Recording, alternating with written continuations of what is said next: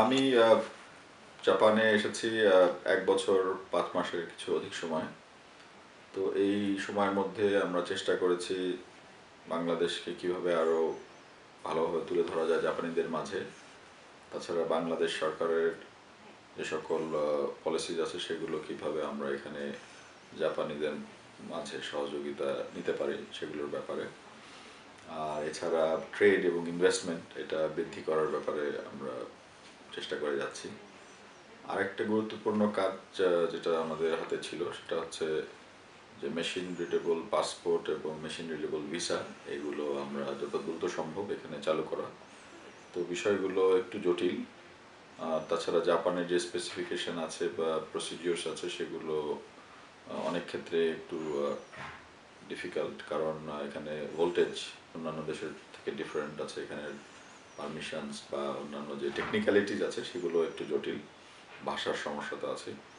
তারপরে গত প্রায় ১ বছর ৩ মাস আমরা কন্টিনিউয়াসলি এটার পিছনে কাজ করে গেছি এবং তার ফলশ্রুতিতে সকলের সহযোগিতায় আজকে আমরা এই এমআরবি চালুকরণের একটা উদ্বোধন করলাম। ঢাকা থেকে সিনিয়র সচিব স্বরাষ্ট্র মন্ত্রণালয়ে মুস্তাক স্যার এসেছিলেন। তাছাড়া project director of MRB brigadier general Masud, উনি ওনার টিম নিয়েছিলেন। তো গত ৭ দিন ধরে আমরা এখানে বিভিন্ন রকমের ইনস্টলেশন এবং ট্রায়াল রান আমরা করেছি এবং বাংলাদেশের সার্ভারের সাথে এখানকার সার্ভারের যোগাযোগ সব সম্পন্ন হয়েছে। তা আমরা এখন মোটামুটি বলতে পারি যে আমরা রেডি আছি। আমরা আশা করছি আগামী সপ্তাহের প্রথম থেকে আমরা অ্যাপ্লিকেশন বা আবেদনপত্র গ্রহণ করতে পারবো। স্যার, আপনার এই প্রায় ১.৫ বছর আপনি জাপান দূতাবাসের দায়িত্বে আছেন। সেক্ষেত্রে দ্বিপাক্ষিক সম্পর্কের ক্ষেত্রে বাংলাদেশ এবং জাপানের ভেতর ইনভেস্টমেন্ট, কমার্স, কালচার এবং লেবার, এই ৪টা দিককে আপনি কিভাবে তুলে ধরবেন? দ্বিপাক্ষিক সম্পর্ক দুই দেশের মধ্যে যথেষ্ট ভালো বা সুসম্পর্ক রয়েছে। আমরা আশা করছি এই বছরে বেশ কিছু হাই লেভেল কন্ট্যাক্টস হবে। গত বছরেও বেশ কিছু হয়েছিল। বিশেষ করে আমাদের মাননীয়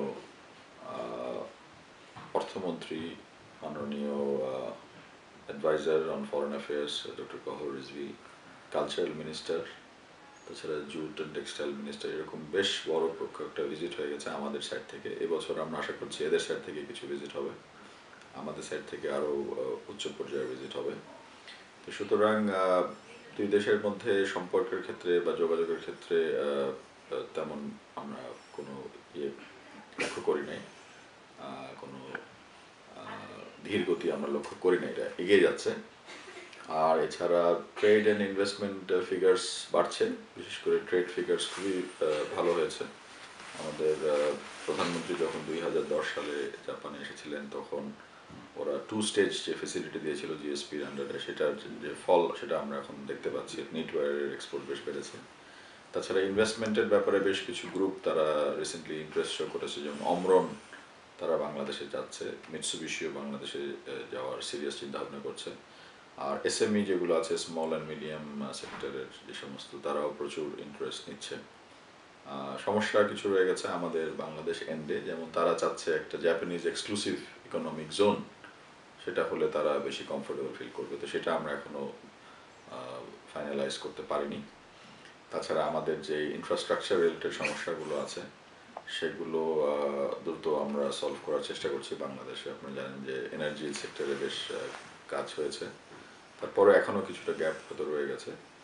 তো এইগুলোর কারণে তারা এখনও হোল হার্টেডলি যেতে পারছে না। আর এছাড়া তারা আমাদের গত বছরের শেষের দিকে কিছুটা রাজনৈতিক অস্থিরতার কারণে তারা একটু স্লো গিয়েছিল। এখন নতুন সরকার আসার পরে সেই সমস্ত অস্থিরতা কেটে গেছে এবং অনেক বেশ স্টেবিলাইজেশন দেখতে পাচ্ছি আমরা। তো এটা ইনভেস্টমেন্টের জন্য সহায়ক হবে বলে আমি মনে করি।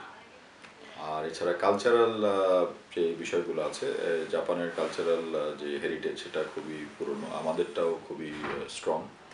এবং গত বছর আমরা সেটুচিতে একটা বড় ফেস্টিভ্যাল করেছি, সেখানে ১৪০ জন বা ৪২ জন বাংলাদেশ থেকে আর্টিজান শিল্পী, আর্টিস্ট, পারফর্মার্সরা এসেছিলেন। তো তারা 42 দিন ধরে এই বাংলাদেশের কালচার তুলে ধরেছে এবং তাদের যে কর্মকাণ্ড তুলে ধরেছে সেই সেতুচি অর্থাৎ কাগাওয়া প্রিফেকচারের টাকামাতসুতে, বেঙ্গল আইল্যান্ড নামে। সেখানকার সেটা আমরা পরে যে চিত্র প্রদর্শনী সেটা আমরা টোকিওতে নিয়ে এসেছিলাম সেই অংশটা। আর এছাড়া আমরা ঢাকা থেকে বা বাংলাদেশ থেকে ময়মনসিংহীতেকার একটা পালা আমরা মহুয়া সেটা নিয়ে এসেছিলাম। এই বছরও আমরা আগামী এপ্রিল মাসে চিটাগাং হিল ট্র্যাক থেকে একটা টিম আমরা নিয়ে আসছি। আমরা এদেশে জাপানিদেরকে দেখানোর জন্য বা ডিপ্লোম্যাটিক কমিউনিটিকে দেখানোর জন্য যে আমাদের দেশে যে ডাইভার্সিটি আছে, আমাদের দেশে যে সেকুলার ট্রেন্ডস আছে সেগুলোকে হাইলাইট করার জন্য। তো কালচারাল সাইডেও আমাদের প্রচুর অগ্রগতি হয়েছে দুই দেশের মধ্যে। আমরা চেষ্টা করছি এখান থেকে একটা টিম পাঠানো যায় কিনা কাগাওয়া প্রিফেকচার থেকে। এছাড়া লেবারের ব্যাপারে আমাদের এখানে লেবার যে উইং সেটা খোলা হয়েছে, বছর 2 হতে চললো। ইনিশিয়াল কিছু সময় গেছে এখানকার সিস্টেম বুঝতে বা এখানকার ডিমান্ড সাপ্লাই এগুলো বুঝতে, এখানকার যে বিউরোক্রেটিক যে প্রসিডিওরগুলো আছে এবং অন্যান্য টেকনিক্যাল নর্মস আছে সেগুলো সম্পর্কে ধারণা করতে এবং লোকজনের সাথে যোগাযোগ বৃদ্ধি করতে। এখন আমরা মোটামুটি কনফিডেন্ট যে আগামীতে জাপান যদি কোনো বিশেষ সেক্টরে লোক প্রয়োজন হয় তাহলে আমরা সেভাবে রেসপন্ড করতে পারবো অফিসিয়ালি। আর এছাড়া একটা প্রোগ্রাম আছে technical interns training program, TITP বলে। সেখানে আস্তে আস্তে লোক আসা শুরু করেছে। এগুলো ছোট ছোট ফার্ম, তারা কেউ 3 জন 4 জন করে আনছে। তো গত বছর 2 এখন এই মুহূর্তে প্রায় 48 জন আছে এবং আরও বেশ কিছু আছে পাইপলাইনে। এগুলো নাম্বারস কম আছে কারণ জাপানের বেশ কিছু রিকোয়ারমেন্টস আছে, যেমন ভাষার একটা রিকোয়ারমেন্টস আছে, তাদের কালচারাল অ্যাডাপ্টেবিলিটি একটা ফ্যাক্টর আছে। এগুলো ঠিকমতো কমপ্লাই না করলে পরে ওরা ঠিক কমফোর্টেবল ফিল করে না বিদেশিদেরকে দিয়ে এখানে কাজ করাতে। তাছাড়া ওদের যে নিকটবর্তী দেশগুলো আছে, Vietnam, Cambodia, China, Korea, Indonesia, তারা এই সুযোগটা একটু বেশি নিচ্ছে বা পাচ্ছে বিকজ অফ প্রক্সিমিটি একটা আছে, হিস্টোরিক্যাল ফিগার্স আছে। তারপরেও আমরা আশাবাদী যে আগামীতে আমাদের দেশ থেকে স্কিল্ড, সেমি স্কিল্ড, একেবারে আনস্কিল্ড এরা অতটা আগ্রহী নয়, এরা একটু স্কিল বা সেমি স্কিল্ডে বেশি আগ্রহ আছে। কিভাবে আমরা আরও আনতে পারি, বিশেষ করে কেয়ার গিভার একটা বড় ক্যাটাগরি আছে, এদের এজিং পপুলেশন, তারা বয়স হয়ে গেলে তাদের দেখাশোনার লোক দরকার। সেগুলোর ক্ষেত্রেও বাংলাদেশে যদি ট্রেইনড আমরা কিছু লোক আনতে পারি, বাট সেক্ষেত্রে ভাষার ব্যারিয়ারটা মূলত কাজ করছে। সুতরাং বাংলাদেশে যদি আমরা আরও ভাষা ইনস্টিটিউটস বা জাপানি ভাষা শিক্ষাটা চালু করতে পারি তাহলে ট্রেনিং প্লাস ভাষা শিক্ষা প্লাস কালচারাল ওরিয়েন্টেশন বা অ্যাডাপ্টেবিলিটি, এই সবগুলো যদি একসাথে সমন্বয় ঘটানো যায় তাহলে এখানে আগামীতে আরও লোক বাংলাদেশ থেকে আসতে পারবে বলে আমরা মনে করছি। স্যার, আপনি কিছুদিন আগে একটা বাংলাদেশ নেক্সট নামে একটা আইটি সেমিনার এখানে করেছেন। বাংলাদেশ এবং জাপানের বেশ কিছু বিজনেসম্যানরা এখানে উপস্থিত ছিল, বড় বড় কোম্পানির এক্সিকিউটিভসরা ছিলেন। এটা সম্পর্কে একটু কিছু বলুন। ধন্যবাদ। এই কথাটা আমার বলা উচিত ছিল। সেটা হচ্ছে যে আমরা দেখলাম যে বাংলাদেশে যখন ইনভেস্টররা যায় তখন তাদের যে মূল দাবিগুলো আছে বা আগ্রহের সাথে, তখন আমরা অনেক ক্ষেত্রে স্বতঃস্ফূর্তভাবে সেগুলো মেটাতে পারি না। যেমন জমি চায় তারা, সিকিউর এনভায়রনমেন্টে, যেমন ইপিজেড, এবং তখন ইমিডিয়েটলি সেগুলো দেওয়া সম্ভব হয় না কারণ আমাদের স্যাচুরেশন পয়েন্ট রিচ করে গেছি আমরা। এরকম ইলেকট্রিসিটি চায় তাৎক্ষণিকভাবে, তারপরে গ্যাস কানেকশন বিগ প্রজেক্টের জন্য। এগুলো প্রত্যেকটাই একটু দুষ্কর, এই মুহূর্তে হয়তো আগামীতে ঠিক হয়ে যাবে। তখন আমরা চিন্তা করলাম যে এমন একটা সেক্টর আমাদেরকে টার্গেট করা উচিত যেখানে অত জমিরও প্রয়োজন নেই, অত ইলেকট্রিসিটি বা গ্যাস কানেকশনেরও প্রয়োজন নাই, কিন্তু আমাদের যে মেধা আছে আইটি সেক্টরে সেইটা আমরা চিন্তা করলাম সেটাকে কীভাবে এদের কাছে আরও বেশি করে প্রচার করা যায়। তো সেই উদ্দেশ্যে আমরা গত বছর নভেম্বর মাসে বাংলাদেশ থেকে বেসিসের প্রেসিডেন্টকে আমরা নিয়ে এসেছিলাম এবং প্রায় 100টা জাপানিজ কোম্পানি এখানে পার্টিসিপেট করেছিল লোকাল একটা হোটেলে। খুবই সাকসেসফুল হয়েছিল অ্যাওয়ারনেস বিল্ডিংয়ের ক্ষেত্রে। এবং আমাদের যারা টোকিওতে এবং টোকিওর বাইরেও 2-1 জন এসেছিলেন আইটি প্রফেশনালস যারা আছে, তারা স্বতঃস্ফূর্তভাবে ভলেন্টারিলি আমাদের এই প্রয়াসকে সাহায্য সহযোগিতা করেছেন টেকনিক্যাল অ্যাডভাইস দিয়ে। আমরা তাদেরকে কিছু দিতে পারিনি, বাট তারা দেশপ্রেমে উদ্বুদ্ধ হয়ে সাহায্য করেছে, প্যানেল ডিসকাশনে হেল্প করেছে। তবে প্যানেল ডিসকাশনে আমরা জাপানি যারা এক্সপার্ট আছে তাদেরকেও রেখেছিলাম, যাতে করে তাদের বিশ্বাসযোগ্যতা বেশি হয় তাদের মানুষের কাছে।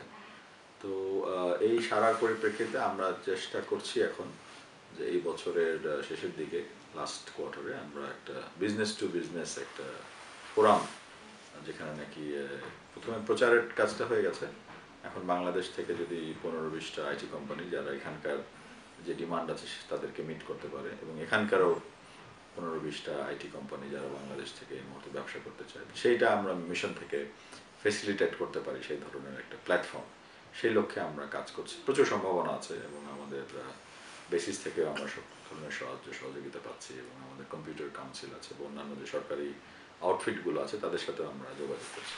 স্যার, বাংলাদেশ কমিউনিটির কিছু অ্যাক্টিভিটিস থাকে, যেমন আমাদের জাপানের আসলে শিক্ষা ব্যবস্থা বা ভাষার যে একটা সমস্যা আছে, যে কারণে বাংলা ভাষা শেখাতে বাচ্চাদের খুব অসুবিধা হয়ে থাকে। এক্ষেত্রে দূতাবাস কি কোনো তার কালচারাল উইং করার কথা চিন্তা করছে, বা বর্তমানে তাদের কোনো পদক্ষেপ আছে কিনা? কালচারাল উইং ঠিকভাবে আমরা এই মুহূর্তে নাই, কিন্তু আমরা প্রায় গত 9 মাস হলো একটা উদ্যোগ নিয়েছি যে একটা বাংলা ভাষা এবং সংস্কৃতি চর্চা কেন্দ্র নাম দিয়েছি। সেখানে 7 থেকে 12 বছরের বাচ্চা যারা আছে জাপানে, যারা বাংলাদেশের বাবা মা হতে পারে, বা একজন বাংলাদেশি একজন জাপানি মা, এরকম এই বাচ্চারাও আছে। তো তারা আমাদের এখানে বর্ণমালা শিক্ষা গ্রহণ করেছে ইতিমধ্যে, এবং শব্দ তারা শিখছে এবং গান শিখছে, এবং অন্যান্য বাংলাদেশের সাংস্কৃতিক যে সমস্ত ঐতিহ্যগুলো রয়ে গেছে সেগুলোর ভিডিও প্রেজেন্টেশন বা অন্যান্য জিনিস সেগুলো শেখানো হচ্ছে। চিত্রাঙ্কন শেখানো হচ্ছে, আমাদের একজন ভলেন্টিয়ার করছে, পিএইচডি করছে এখানে বাংলাদেশে কারুর চারুকলা বিশ্ববিদ্যালয়ের। তো তারাও আমাদেরকে সাহায্য করছে। এখানে আমরা অ্যাভারেজে 20 থেকে 22 জন ছাত্রছাত্রী আমাদের এখানে আসে মাসের প্রথম রবিবার দূতাবাসে 10টা থেকে 12টা, আমরা 2 ঘন্টা এই কাজটা করি।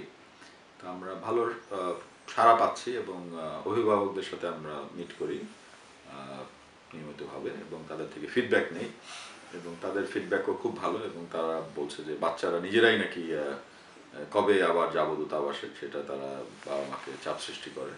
এটা খুবই ভালো লক্ষণ, অর্থাৎ যথেষ্ট ডিমান্ড আছে, এবং বাবা মারাও স্বতঃস্ফূর্তভাবে বাচ্চাদেরকে নিয়ে আসে এখানে। তো আমরা আশা করছি এটা চালিয়ে যাব।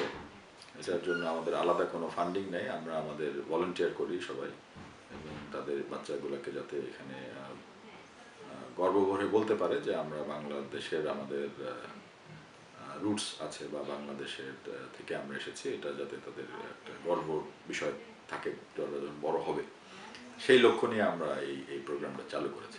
স্যার, আমার শেষ প্রশ্ন, বাংলাদেশ এবার ওয়ার্ল্ড T20 বিশ্বকাপের অর্গানাইজার, এবং বাংলাদেশে এটা খুব মহাসমারোহে এটা উদ্বোধন হয়ে গেল, এবং জাপান প্রবাসীরাও বেশ এটা নিয়ে তাদের ভিতরে উৎসাহ উদ্দীপনা কাজ করছে, এবং বাংলাদেশ তার প্রথম ম্যাচে আফগানিস্তানের সাথে খুব বিশাল একটি জয় পেয়েছে, এবং আজকে তাদের নেপালের সাথে খেলা আছে। আপনি এই ব্যাপারে কি বলবেন? ক্রিকেট খুবই সাম্প্রতিক সময়ে জনপ্রিয় হয়েছে বাংলাদেশে এবং প্রবাসী বাঙালিদের মাঝে।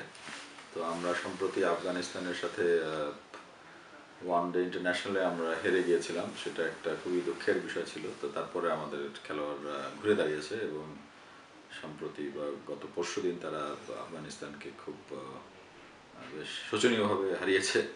তো নেপালও একটা স্ট্রং টিম, আমরা হয়তো তাদের সম্পর্কে অত জানি না। আমি নিজে নেপালে 3 বছর ছিলাম, ওদের প্র্যাকটিস আমি দেখেছি, শ্রীলঙ্কানকে দিয়ে তারা প্র্যাকটিস করায়। তো তাদেরকে খুব একটা হেলাফেলা করে খেলা বোধহয় ঠিক হবে না। তো যদি বাংলাদেশ কনসিস্টেন্টলি খেলে তাহলে তাদেরকে অবশ্যই হারাতে পারবে, কিন্তু ক্রিকেট একটা অনিশ্চয়তার খেলা। এখানে ওই দিনটিতে কে ভালো খেলবে, কোন প্লেয়ার, তার উপর অনেক কিছু ডিপেন্ড করে। সুতরাং আমি নিজে কিপিং মাই ফিঙ্গার্স ক্রসড যাতে বাংলাদেশ অন্তত এই প্রথম রাউন্ড থেকে উঠে তারা ফাইনাল রাউন্ডে যেতে পারবে, যেহেতু আমরা হোস্ট করছি, না হলে এটা একটা খুবই কষ্টের কাজ হবে। আরেকটা বিষয়ে খেলাধুলার কথা যেহেতু তুললেন, আমরা আপনি জানেন, আপনি সবাই এখানে পার্টিসিপেট করেছিল। আমরা সম্প্রতি বিজয় দিবসে আমরা একটা ব্যাডমিন্টন টুর্নামেন্ট আমরা আয়োজন করেছিলাম। সেখানে প্রায় 35 জনের অধিক বাংলাদেশের প্রবাসীরা অংশগ্রহণ করেছিল, টোকিওর বাইরে থেকে অনেক এসেছিল খেলোয়াড় হিসাবে। তো আপনিও সেখানে পার্টিসিপেট করেছিলেন। তো এবং শুধু পার্টিসিপেট না, সরি, আপনি সেখানে আমাদেরকে হেল্প করেছিলেন অর্গানাইজ করতে। তো এটা আগামীতে আরো বড় কলেবরে আমরা করতে চাই, কারণ ব্যাডমিন্টন একটা সফট খেলা, এখানে অনেকেই খেলতে পারে, আগে অনেকে খেলে এসেছে বাংলাদেশে যথেষ্ট পপুলার একটা খেলা। তো এটা আমরা করতে চাই। এছাড়া ফুটবল বা অন্যান্য গেমসও আমরা, ক্রিকেটও করা যায়, বাট ব্যাডমিন্টনটা করাটা একটু ইজিয়ার ছিল টুর্নামেন্টটা। অন্যগুলো হয়তো যদি প্রবাসীরা সংঘবদ্ধ হয়ে করে তাহলে দূতাবাস থেকে আমরা 100% সহায়তা প্রদান করবো আশা করছি। স্যার, আপনাকে nihonbangla.com এর পক্ষ থেকে অসংখ্য ধন্যবাদ আমাকে সময় দেওয়ার জন্য। আপনাকেও অনেক অনেক